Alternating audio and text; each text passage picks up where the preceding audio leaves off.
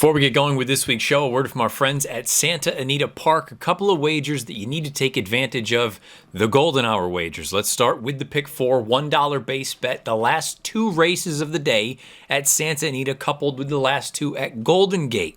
In very similar fashion, you've got the $5 golden hour double. Again, $5 base bet. You have the last race at Santa Anita along with the last race at Golden Gate Fields. Both offer a player-friendly low 15% takeout. They're available to play across all major ADWs like First Bet and Express Bet. And golden hour wagers will be offered each race day when both Santa Anita Park and Golden Gate Fields are racing. The golden hour wagers, the $1 pick four and the $5 golden hour double, a couple that you definitely need to get involved with. Now, on to episode 100 of the show.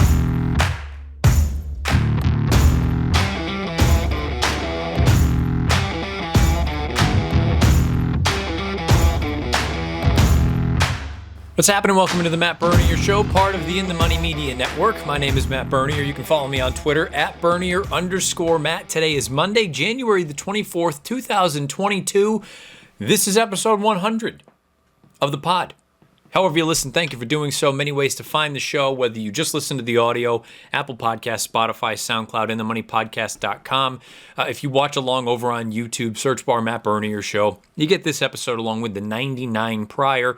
On this week's show, we're going to go back and take a look at three important races from the fairgrounds this past weekend.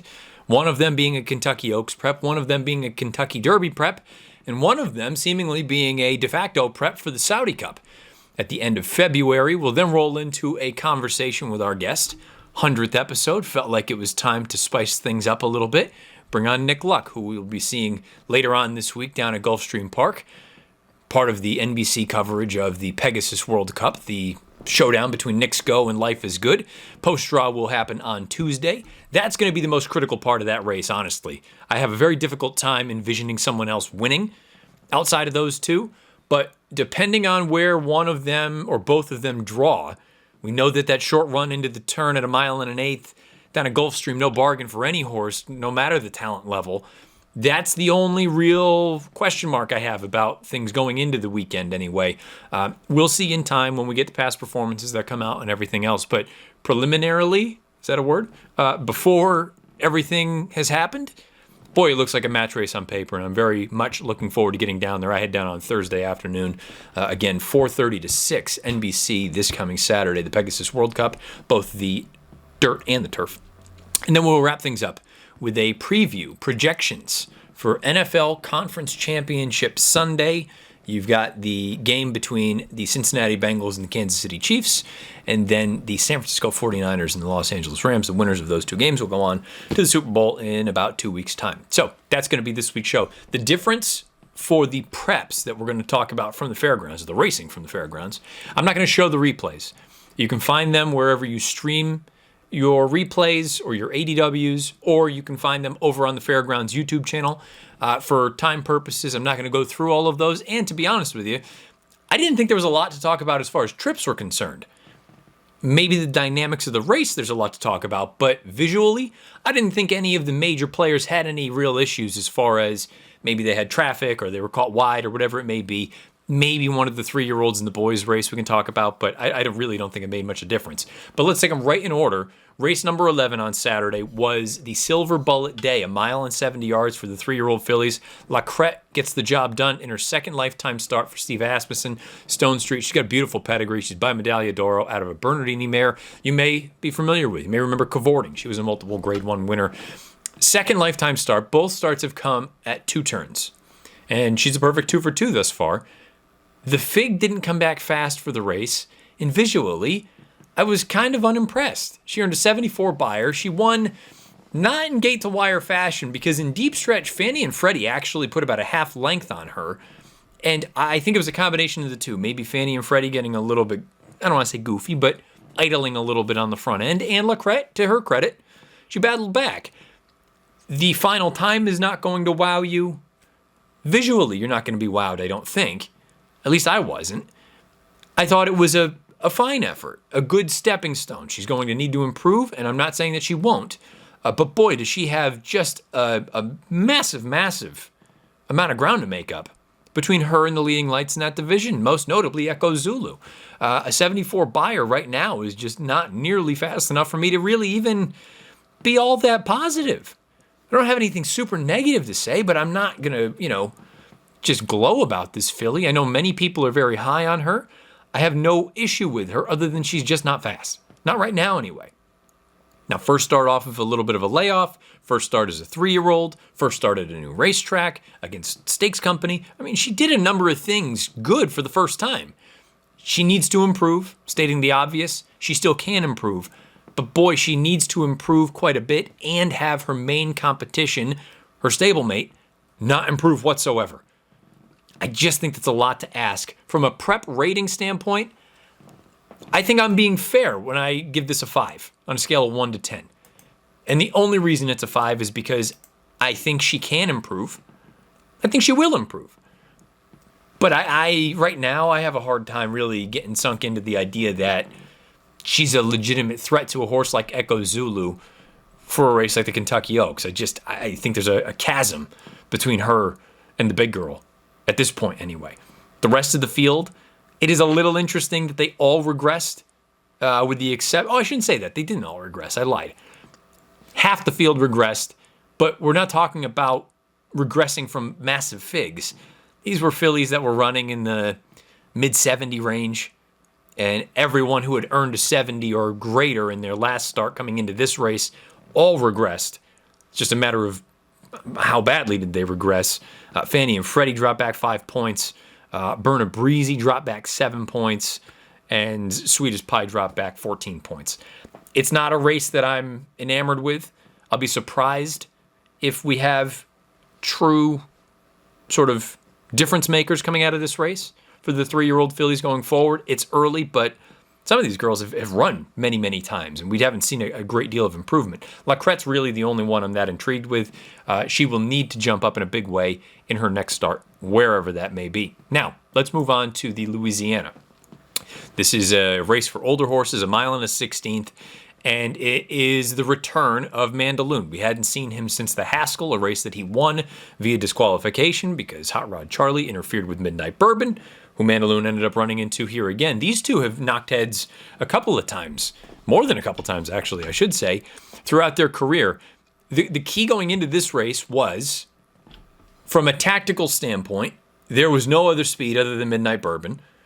And Mandaloun, I mentioned it with PTF last week at the end of the week on the Players Pod, which I'll be on again this week and every week going forward.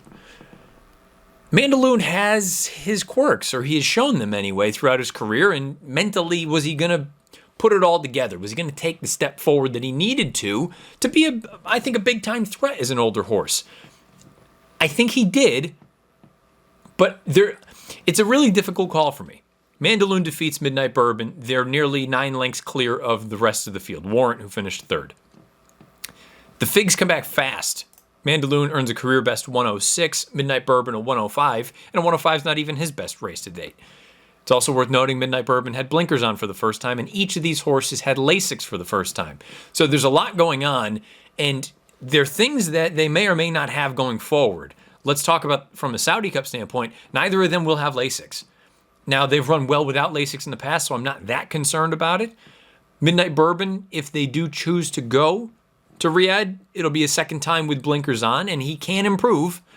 But I'd be lying if I said I had any faith in this horse at this point getting the job done against quality company. And when I say quality company, I mean grade 1 caliber runners. Mandaloun's a grade 1 caliber runner. I know this was a grade 3, but it was a prep, and they're 2 grade 1 to 2/ish kind of type horses, if you get what I'm saying. Mandaloun's upside, I think, is much greater than Midnight Bourbon's. Midnight Bourbon, this has become a habit now that he's had ideal setups, and he just can't quite get the job done. Now, he's been beaten by some good horses. Mandaloun, Essential Quality, go through the Preakness, Rombauer, who unfortunately has been retired, but, he's had many golden opportunities. The Clark, where he lost to Maxfield, and he just can't finish for whatever reason. Is it the distance? Does he lose focus? I don't know. He's a good horse. But it's hard for me to draw any other conclusions at this point, and he's just a notch below the best of the best. Now, as far as Mandaloun is concerned, yes, this was an improvement, I think, mentally, from a tactical standpoint. I don't want to say he had no business winning the race, but, he spotted his main competitor a couple lengths in a rather tepid pace and was still able to win. All positives. The not concern, but the unknown now going forward for Mandaloun, and again, this is a horse that I've loved. Bet him last year in the future pool, loved him in the Derby, loved him since really this time last year. It's one thing to do it against Midnight Bourbon, who again has shown a penchant for not punching on and finishing the deal. Assuming the plan goes on and he goes over to run in the Saudi Cup. Well, that's all well and good that you can do it against Midnight Bourbon. Can you do it against Mishriff, who we'll hear Nick Luck talk about here in a little bit? Can you do it against some of the other good Europeans who may or may not take to the dirt? We'll find out. And who knows, maybe a one-turn mile and an eighth? I think he is more of a one-turn horse. I'm torn as far as how far I think he wants to go, and maybe a one-turn mile and an eighth is actually even more of a stamina test. Maybe a one-turn mile like the Met is really what he wants. I'm not saying he can't run well at a mile and an eighth or a mile and a quarter, but part of me thinks his best may be slightly shorter. I'm going to be curious to see how we go on from here and what this horse turns into. A 106 in his first start off of a lengthy layoff is definitely a positive. Does it make him, the horse to beat in any of these races? That's debatable. I like him, but I don't know that I think he's an absolute slam dunk in some of these spots. Like I'm sure he will be from a betting standpoint. The public, I'm sure, will gravitate toward him. I don't know. I want to see another race from him before I'm all in saying, he's the guy. But from an upside standpoint, purely talking about these two, to me, there's really no question. Mandaloun's ceiling is considerably higher than Midnight Bourbon's. And Midnight Bourbon, maybe second time with the blinks, is going to be the thing that makes the difference. But he has had cushy setup after cushy setup after cushy setup. And he continues to prove, or make the case anyway, that he is not quite of the upper echelon. And now, the final race we'll talk about before we get into our conversation with Nick. The Grade 3 Lecomte. This is a prep race for the Kentucky Derby. 10 points go to the winner. I made it clear on the Players Pod last week and in my article over on NBCSportsEdge.com that if the Kentucky Derby were run last Saturday, the day that they ran the Lecomte, I probably would have picked Epicenter to win. Professionalism is there. He's got the connections. He's got some speed. He's got figs. Really not anything to knock. He loses on Saturday. Loses a dirty photo to Call Me Midnight, a 28-1 shot. When you just hear that part, it makes you, I'm sure, just in general, wonder, well, how good can he be if he's losing to a 28-1 shot? When you look at that race, and if you haven't seen the replay, I encourage you to do so. And if you haven't looked at a chart, I would encourage you to do so. And not only did Epicenter run the best race, in my opinion, but if anything, he just made me believe even more that he's a legitimate talent that I think has a big chance the first Saturday in May if he gets there. When I say if he gets there, a combination of points, physically, the whole nine. You need a lot to go right with these 3-year-olds this time of year to get to the starting gate at Churchill Downs for the Kentucky Derby. Never mind win the thing. But purely from the way the race was run, I thought this was a really, really impressive performance from Epicenter. Keep in mind, he's still lightly raced.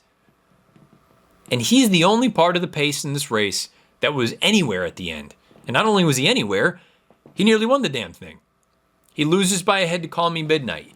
I'm just going to run through the top 5 finishers and where they were 3/4 of a mile into the race. So going into the far turn effectively. Call Me Midnight was 7th. Papa Cap, who finished 3rd, was 5th. Trafalgar, who finished 4th, was 6th. Presidential was dead last in a field of 9. If you're looking at it from how far behind the pace setter they were, I mean, Papa Cap was 1.2, 1.7, so about 2 lengths off of it, roughly, length and 3/4. Trafalgar was about 3 3/4. Call Me Midnight was about 4 3/4, and Presidential was even farther back than that, probably 7-ish. The pace setter was Epicenter. The other horses that were in and amongst Epicenter, and say what you will about them from a gambling standpoint, I understand they were longer shots. But the fact of the matter is, Blue Kentucky, Surfer Dude,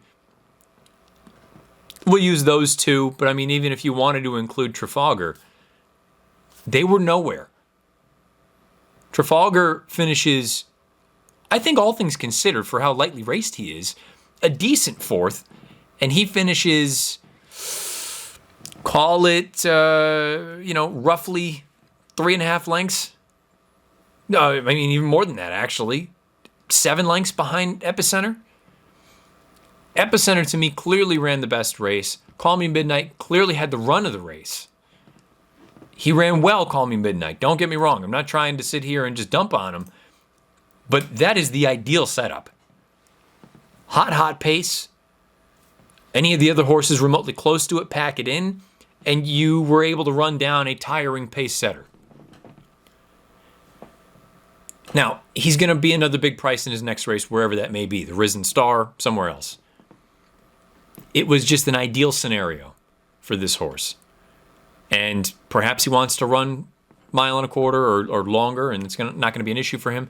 It's hard for me to take a horse off a perfect trip coming out of this. Conversely, Epicenter, I'll take him every day of the week. Whether it is the Risen Star, whether it's a race at Oaklawn, wherever it is. I think, if anything, he just furthered his case to me, or the argument anyway, that he is among the best of the best as far as the 3-year-olds are concerned. Now, if you want to say the Fig didn't come back all that fast, only an 88, not going to argue with you. But from a dynamic standpoint, the 88 earned by Epicenter, I think, is considerably better than the Fig would suggest. This is one that I'll be curious whenever Timeform US, Craig Milkowski and folks publish their official numbers. It'll be out on their Pacecast later on this week. Him and David Aragona. Be sure to listen to that and subscribe and all that jazz. Craig on Sunday suggested it could be roughly a 109, which would be in line with the 88, give or take 20 points. The big piece to that, though, is that's just the number, not factoring in pace. Epicenter ran the best race. It's a question now of, do you think it was good enough for him to improve? Do you have issues or concerns about how far he wants to go? He tired at 1 mile and a 16th. Got to go a lot longer than that for Saturday in May, if that's what you're thinking. I am not deterred. I think he belongs up there. I think he's good. Papa Cap. First start off of a little bit of a layoff. We haven't seen him since the Breeders' Cup. I thought it was a good effort. A little disappointing. Thought he pulled a pretty good trip in the grand scheme of things. Saved ground every inch of the way. Was loaded rounding the far turn. When Joe Bravo starts pushing on him a little bit, the hole opens up on the rail. And he just seemed to lack that punch at the end. And maybe that's a sign of a short horse. Again, bigger prizes down the road for the connections than the Lecomte. Having said that, I still wanted to see a little bit more. I wanted to see a better finish. Honestly, if he had outfinished Epicenter, I would have been pleased. For him not to be able to get by Epicenter, even if he was a slightly short horse, it makes me think that Epicenter may just be a better horse. And that's just my opinion. Doesn't make it right or wrong, but that's where we're at. Papa Cap probably will improve in his next start. He almost equaled his career best Fig. He earned an 87, he earned an 88 in the Breeders' Cup. No reason to think he won't move forward out of this race. I just wanted to see a slight bit more out of him. We didn't get it. Maybe we will next time. I assume it'll be the Risen Star. As far as the rest of the field is concerned, Trafalgar, it doesn't sound like they're going to go to the Risen Star with him. It was my concern, and I mentioned it with PTF on the Players Pod. What happens when he sees a legitimate pace? What kind of trip is he going to pull? Yes, he was wide, but his win 2 starts back came with him pressing a snail's pace. This could not have been farther from a snail's pace. This was an electric pace. And just to really emphasize how fast they went early on. And I know I keep talking about Epicenter, and some of you, if you don't like them, I apologize. But to just hammer home, the race is at 1.16 on the main track carded on Saturday at the fairgrounds. There was a maiden special weight, race number 2. They went 48-1 to the half. Race number 3, optional claimers, 3-year-olds, 1.16. They went 48 and nearly 3 to the half. Maiden special weight, race number 5, 3-year-olds. They went 48 flat to the half. Race 7 is 6 furlongs. Race 9 is 6 furlongs. The fillies race is 1.70. The Louisiana, 1.16 to the half. They went 48-1. The Lecomte, they went 47 flat. I mean, they went considerably faster than any other race of the day at this 1.16 distance. DRF has used the same variant across the board. There's no reason to think the track sped up for any reason prior to this race. They just went that much faster. Epicenter went 6 lengths faster to the pace call than Gunrunner.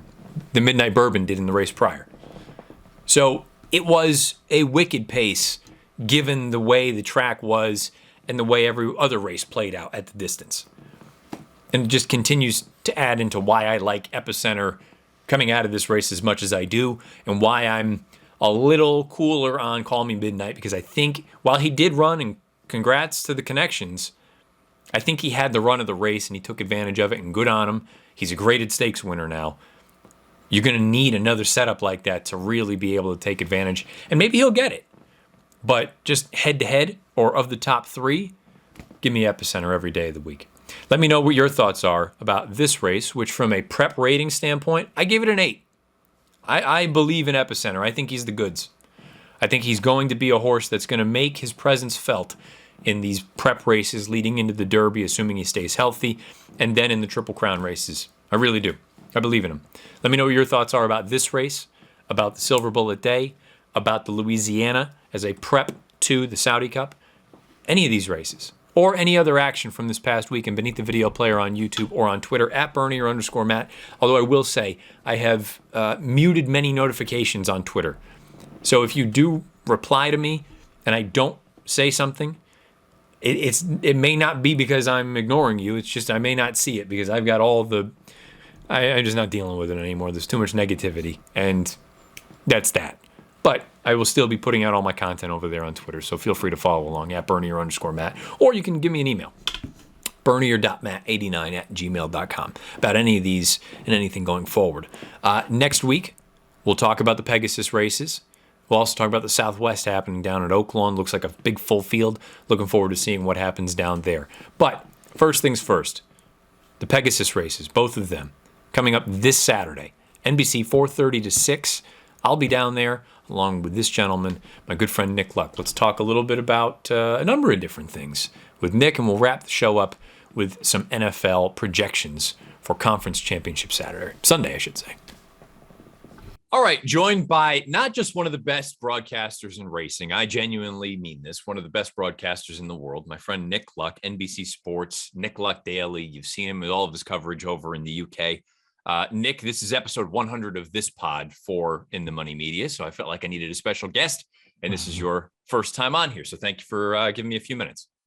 I feel very honored to be part of your centenary episode, Matt, and after that introduction, the only way is down. Well, I don't know about that. I mean, let's be kind. I think we both get on pretty well here, and I think it's Pegasus week. I know you're headed to Florida here in a few days. I am as well. Talking about the Pegasus in general, for us in the United States, it's the first big event of the year. I'm curious, what's the temperature of the water in the UK and in Europe in general for the Pegasus? Do people really acknowledge it? Is it just sort of, another race in the States? What's the overall vibe? I think the latter, sadly, at the moment, more than the former. I think started with a bit of fanfare, world's richest horse race. First edition was Arrogate, then Gunrunner, got a bit of a traction in Europe. And then the turf race came along. So Aidan O'Brien would send the odd runner. And again, so become a bit more appointment to view. I think might have been a bit of a victim of COVID insofar as, out of sight, out of mind. Last year's race didn't get much international publicity, and people might have just forgotten slightly. Also, of course, here in Britain, we're smack in the middle of a jump season, which becomes ever more popular at the expense of its sort of more industry-led counterpart. So, I think there are various reasons why perhaps the Pegasus isn't quite cemented in the consciousness of British and or European race fans. That's not to say there aren't people who take a keen and constant interest in American racing, because there are, and they will be tuned in on Saturday, and the matchup between Life is Good and Knicks Go should be enough to attract anyone who considers themselves to be a global racing fan. So it will have a devoted constituency, but it will be quite a tight one. I won't hold your feet to the fire. You brought up Life is Good and Knicks Go, the two main players in Saturday's race. Do you have an opinion either way? Do you like one more so than the other? Or do you think there's a wild scenario in which things fall apart and maybe somebody comes along and picks up the pieces? It's a weird one, because when I was filling out my Eclipse Award ballot, I thought, well, if I'm just going to vote for the most talented horse in 3-year-old colt, this should just be straight up and down Life is Good. I should just vote for him and be done with it. And then the whole argument as to whether you should or shouldn't vote for Medina Spirit becomes redundant, because you chuck out all that classic form, however good it was. And that was sort of one part of the way I was thinking. But then I thought it was not due reward for the horses who'd been campaigning and knocking heads on a brutal Triple Crown Trail and whatever else that followed. So I didn't in the end vote for Life is Good. But you could see the way my instincts were. My instincts were that he was comfortably the best, or the most talented, innately talented 3-year-old colt of 2021. And I sort of believe that his potential will sway me that way over the undoubted ability of Knicks Good. I think Life is Good is just a better, faster horse in his marrow than Knicks Go is. I tend to agree with that. And I think there are many people that agree with that, which makes, I'm going to be very interested to see how the wagering goes.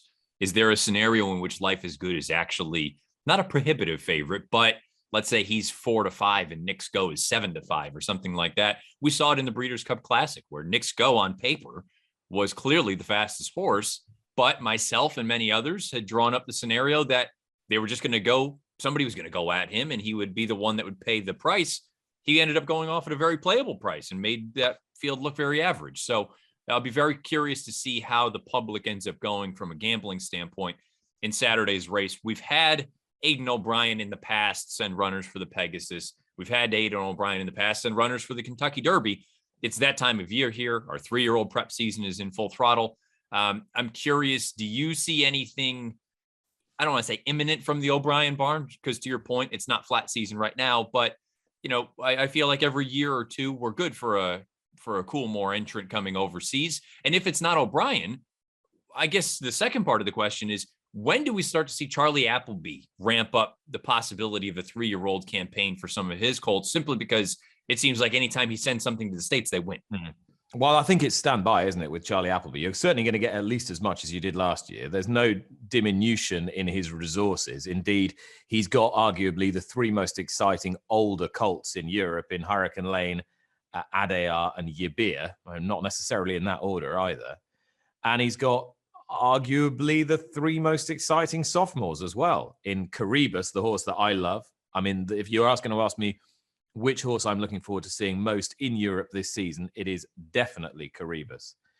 Because even in his one defeat, I saw something that I hadn't seen in most any other 2-year-old last year. The beast that was Native Trail, the unbeaten champion juvenile of last year, and the horse who won the Breeders' Cup Juvenile Turf, unless you happen to be playing the race, Modern Games. Who, for all that, we got so carried away in the farce of what happened beforehand with the wagering and the scratch that wasn't a scratch. We sort of didn't really notice that it was quite a good performance, and he could be a big player. And you see, if you've got normally a horse like Modern Games, you'd go, right, we'll just run him in the 2,000 guineas because he's good enough. He's easily good enough. But given the fact he's got 2 better than him, if they all stay sound, Modern Games could conceivably come back to the States and mop up all sorts of races. And then you've got all those older colts. Again, there simply aren't enough targets in Europe unless you want to run them all against each other. So I believe that his hand in North America will be even stronger this year than it was last year. And I think one of the keys to Appleby's success was his opportunism and spying those big pots that other people hadn't. I think Yabir in the race, was it Belmont Park or Saratoga where he won? My brain has gone. Belmont, yeah. That sort of invitational race that didn't have graded status but was worth $1 million. I think those sort of races, the 3 grade ones in Canada, yeah, all that we saw from him last year, we expect to see it again. I mean, Aiden would love to do the same, but at the moment his priority has got to be converting the 3 or 4 really talented juveniles he had at the back end of last year into European classic horses. Certainly Point Lonsdale looks a Derby horse through and through, even though he found Native Trail a bit too quick for him in Ireland. Luxembourg looks a very promising horse, unbeaten in 2 and a Group 1 winner of the Verton Futurity. And the filly who came back off a 6-month absence to win the Cheveley Park. I thought she looked very, very good. Tenebrism. Add 1 or 2 others like Glanthorne in there who'd be quite promising. I think he needs to convert those 2-year-olds into classic winning 3-year-olds now, and that will be his main priority. I think then deeper into the season, you'll see him start trying to target a few of the international races. But his problem is that his cupboard this year, as far as those kind of good, hard-knocking older horses are concerned, is a bit bare, sadly. He's lost his 2 talented fillies. To lose Snowfall and Santa Barbara, both no longer with us, that's just a huge blow. They both had so much to offer as racehorses, never mind broodmares, and they would have been big players in America, I would have thought, in coming months. So they've sadly died. Then St. Mark's Basilica's off to stud, the best horse they had from last year.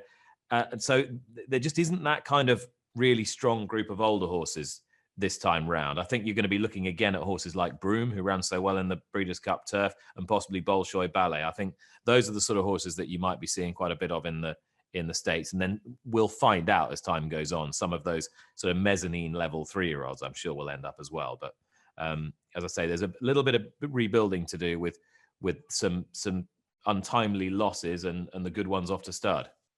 Yeah, perhaps the bench is a little bit on the bare side for O'Brien at the moment. But I'm curious, the feeling in Europe, I don't want to say his demise, but his sort of, let's say he's playing second fiddle to Appleby right now.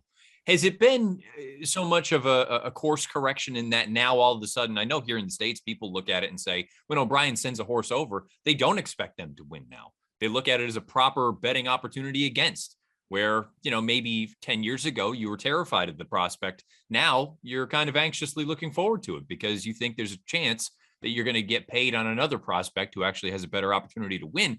Has his sort of, again, not demise, but the recent lack of great success, has that been a little bit over exaggerated?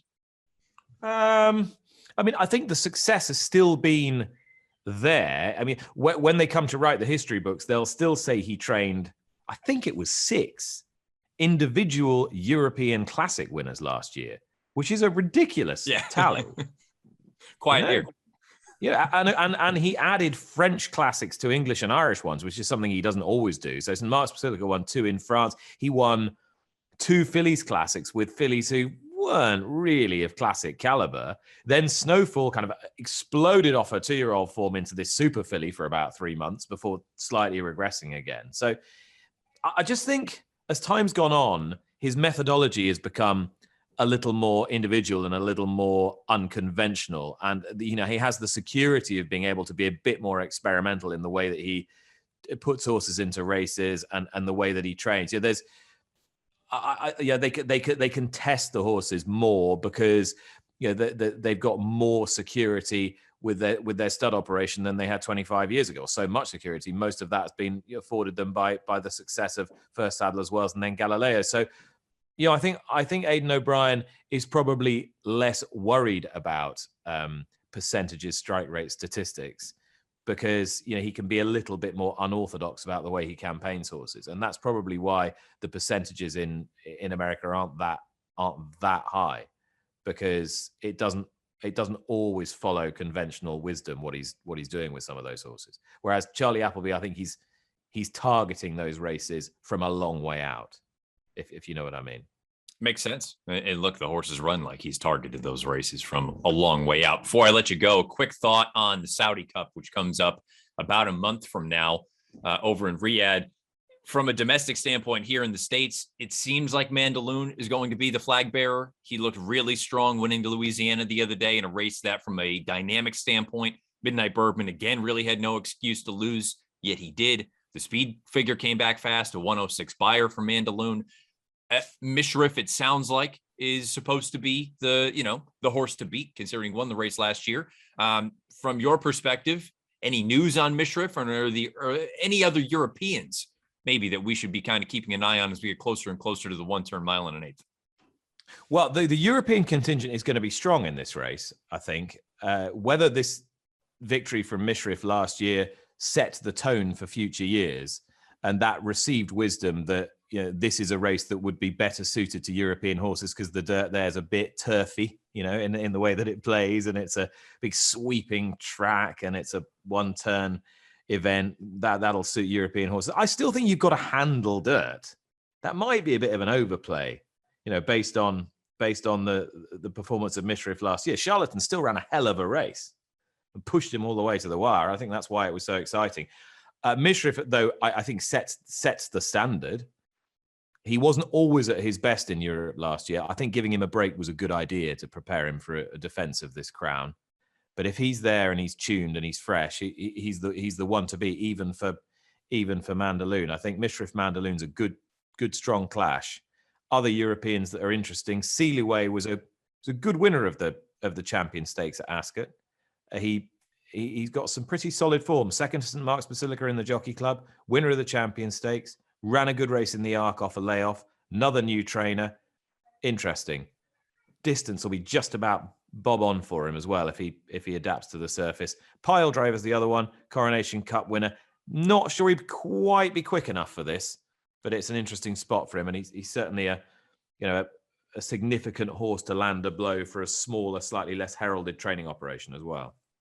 And I say Mandaloun's going to be the flag bearer. We'll find out. Perhaps something crazy happens on Saturday and one or both of the top two end up pointing there. It doesn't sound like that's going to be the case, but are you not a bit disappointed by that? I mean, the timing is fine, I think. I don't think you're wheeling back ridiculously quickly. And a horse like Life is good. If he went and demolished Nick's Go on Saturday, surely the temptation to run for the lion's share of $20 million has got to be strong, hasn't it? However much you've got in the coffers already. It feels like, in knowing Todd Pletcher's MO, 4 weeks, rather quick. It's part of the reason he doesn't typically run horses back in the Preakness following the Derby. He waits for the Belmont. And if I know Dubai has come up, and I personally think the horse would run 10 miles if you allowed him to. I'm just that high on him. We could be totally wrong, or I could be proven totally wrong on Saturday. If that's the case, and Dubai is actually the next target, I don't see it very likely. I think there is still something to be said about a 1-turn mile and an eighth. That's a proper test of stamina.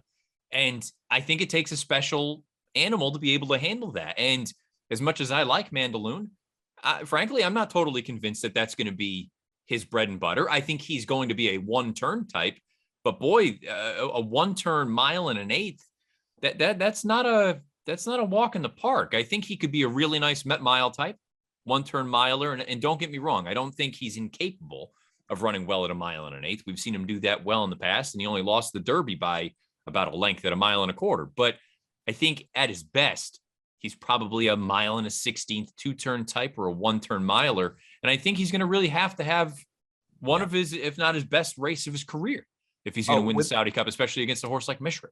Without a doubt. The two things you know about Mishrif is that on his day, he is very, very good and sets a very high standard. But on almost every day, he's very tough. He doesn't lie down. He's got outstanding form on the track from last year. He gets a mile and a half just on the turf, but has got tactical speed to lie up. So, and he loves that long straight as well. That's the other thing. Be absolutely ideal for him. I think it's part of the reason that us here in the States, from a Breeders' Cup standpoint, would love to see him in a race like the Classic as opposed to the turf. And again, we're way, way down the road from heading to Keeneland, but I would be fascinated to see what a campaign for Mishrif looks like this year, assuming he doesn't go off to stud after this. And it's kind of late at that point. I personally, I know you and I talked about it last year. I would love to see him in a race like the Classic. And I know part of the reason Del Mar didn't come up was because of the short stretch and all these different things. Keeneland, perhaps a little bit different. I mean, crazy to think that the Classic could be in play for him this year, assuming all goes well. No, I think Gosden fancies it at Keeneland. I think he fancies having a crack at the Classic with him. I do. I think he took it on board last year. And yeah, annoying people like me were saying, "Come on, run in the Classic. You've got to run in the Classic." But he's long enough in the tooth and trained enough big race winners to sort of ignore the surround sound and realize when he's got to target horses for which races. So I really hope. He did intimate to me last year that Keeneland would be very much uppermost in his mind. If you think about it, it fits. You know, he's tried him in the Champion Stakes. It didn't work. I think the owner sort of fancies a bash at the Arc, but does he really stay a strongly run mile and a half? I don't think so. Not when they go proper hard and the likelihood of bad ground as well. So your opportunities start becoming a little bit thin in Europe. If Mishriff was mine, it would be a very straightforward campaign for me. I'd run him in the Saudi Cup. Maybe they'll want to take him to Dubai again for the Shima Classic. If they do, you couldn't blame them. It's a lot of money.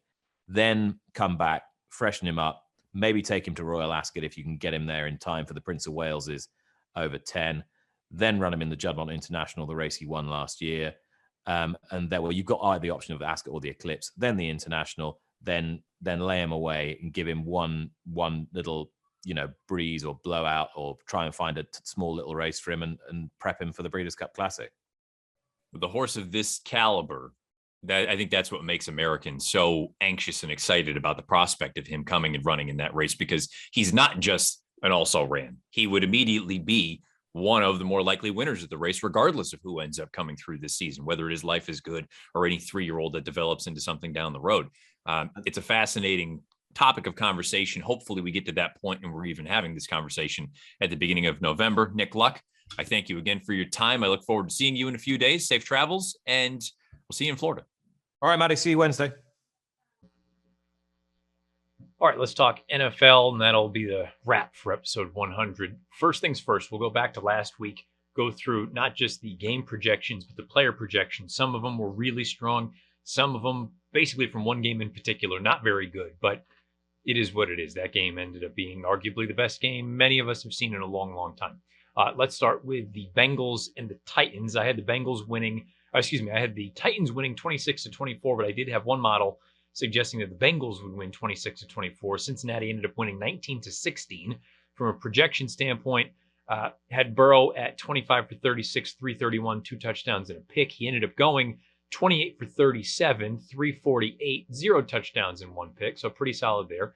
Tannehill projected 22 for 33, 241, 1 touch, 1 interception. He went 15 for 24, 221 touchdown and 3 picks. So the yardage for both players was pretty tight.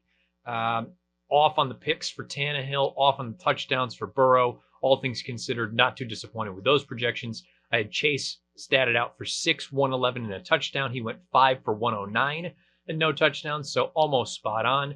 Higgins had projected 6 for 101 and a touchdown. He went 7 for 96 and 0 touchdowns. So again, very, very close. I can't complain about those numbers. And A.J. Brown, I had statted out at 5 for 70 and a touchdown. He went 5 for 142 and a touchdown. So the yardage was off there, but he did get that touchdown, had the correct amount of receptions. All things considered, pleased with that game. San Francisco and Green Bay, I had Green Bay winning 29-22. They lost. The 49ers, they just seem to have that. They got the magic dust this year. I don't know what it is, but maybe they're the team this year. Who knows?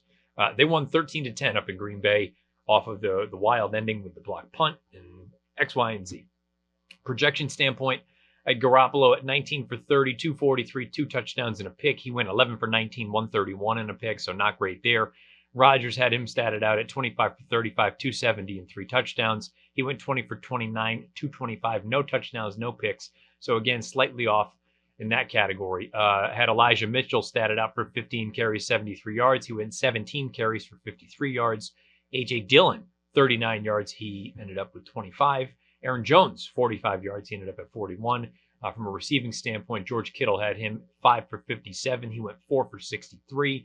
And Devontae Adams, 8 for 101 and a touchdown. He ended up going 9 for 90 and 0 touchdowns. The game of the year. I'd be stunned if anything else lived up to it. I mentioned that it might be the game of the entire postseason last week. Ended up playing out that way in just a thriller between the Bills and the Chiefs. I had it 27-27. I'm going to take that as a win that they went to overtime, because the final 2 minutes of that game were unbelievable. The projections, though, if I'm being honest, they weren't particularly good. The only ones that I'll rehash were the quarterbacks. Allen, 25 for 38, 266, a touchdown and a pick. He went 27 for 37. So almost spot on as far as the completion to attempt ratio. The yardage was off, 329, 4 touchdowns, no picks. Mahomes, I had him at 25 for 37, a touchdown and a pick. He went 33 for 44, 3 touchdowns and a pick. Yeah, I mean, everybody has said it already. Those two basically threw perfect games against one another. Somebody had to win, and it's unfortunate that Allen and the Bills never had an opportunity to answer. I had all of the other stats projected incorrectly. Running backs were off. Receiving was off. Just one of those where, you know what, it is what it is. I was wrong there. A game that I feel very good about.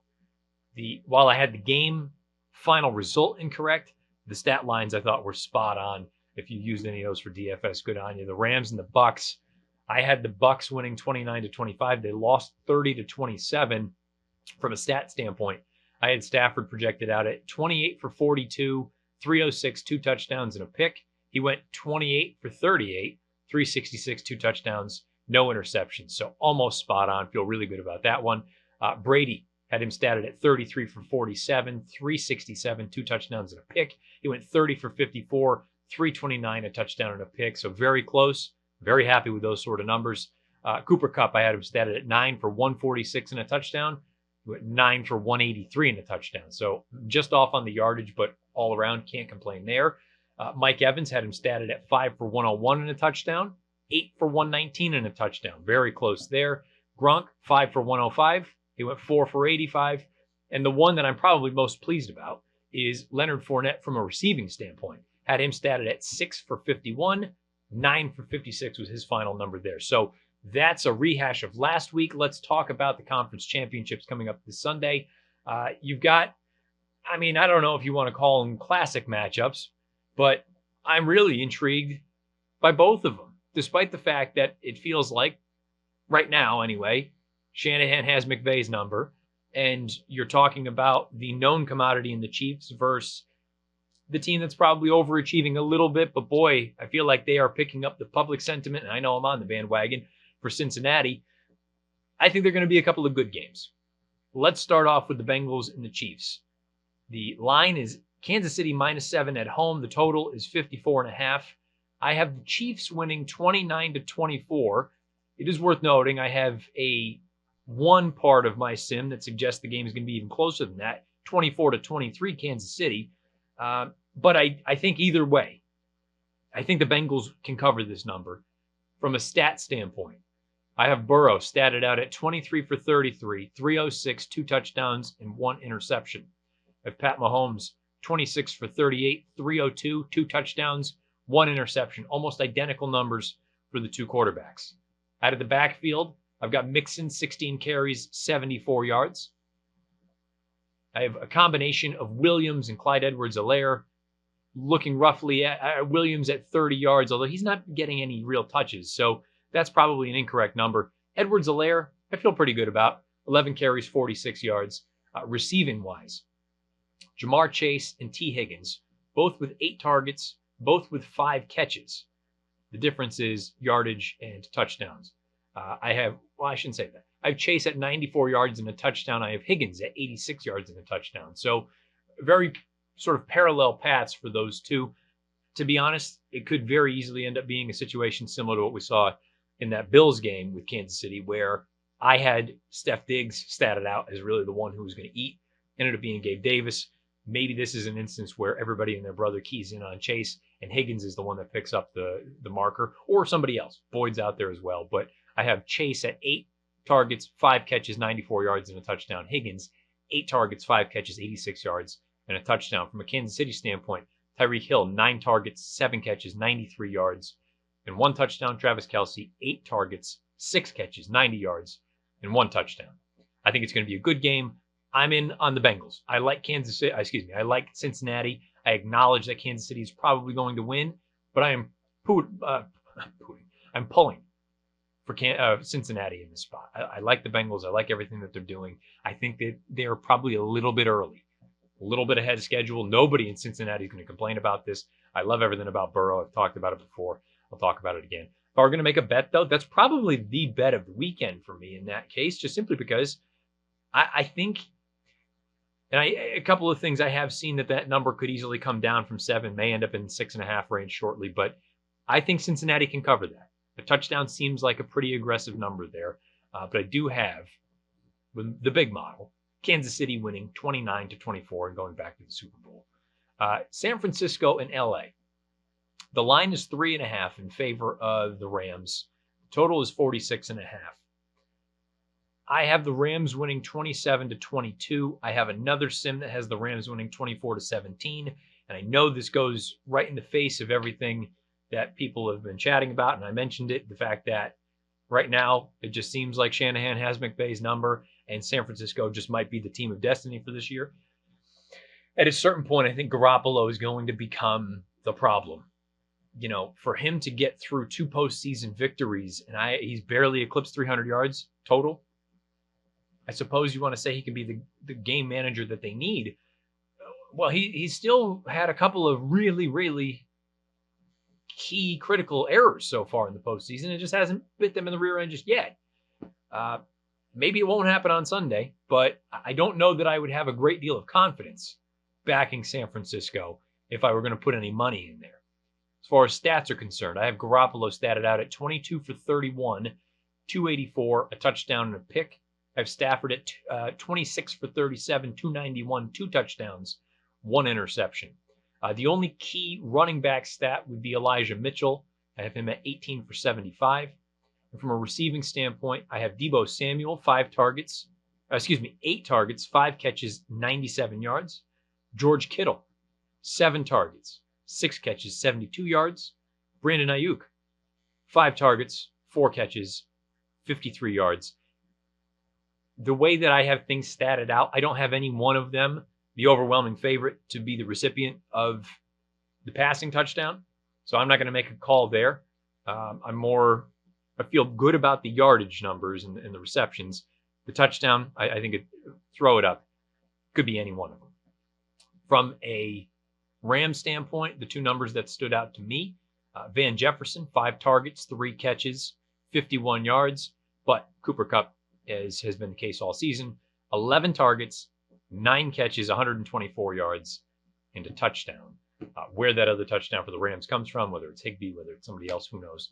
We'll find out. But the one that I have pretty clearly statted out is Cooper Kupp, 9 catches, 124 yards, and a touchdown. So based on my projections, you're going to have a Chiefs-Rams Super Bowl. I personally will be rooting for the Bengals, but I think you've got storylines in all 4 teams, whoever should end up getting to the Super Bowl in a couple weeks' time. But there you have it. Those are the projections for Conference Championship Sunday in the NFL. If you have any thoughts, questions, whatever it may be, beneath the video player on YouTube.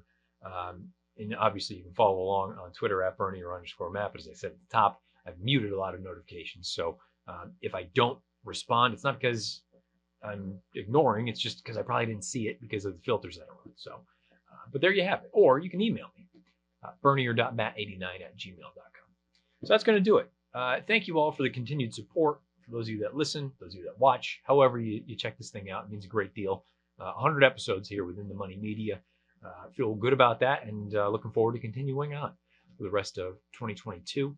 Questions, comments, concerns, as always, beneath the video player on YouTube. Send me an email. And then again, with the Twitter thing, hopefully I see it. If not, it's not because I'm ignoring you. It's just that it didn't get through all the filters. But looking forward to getting down to Gulfstream. Head down on Thursday. Looking forward to the broadcast on Saturday.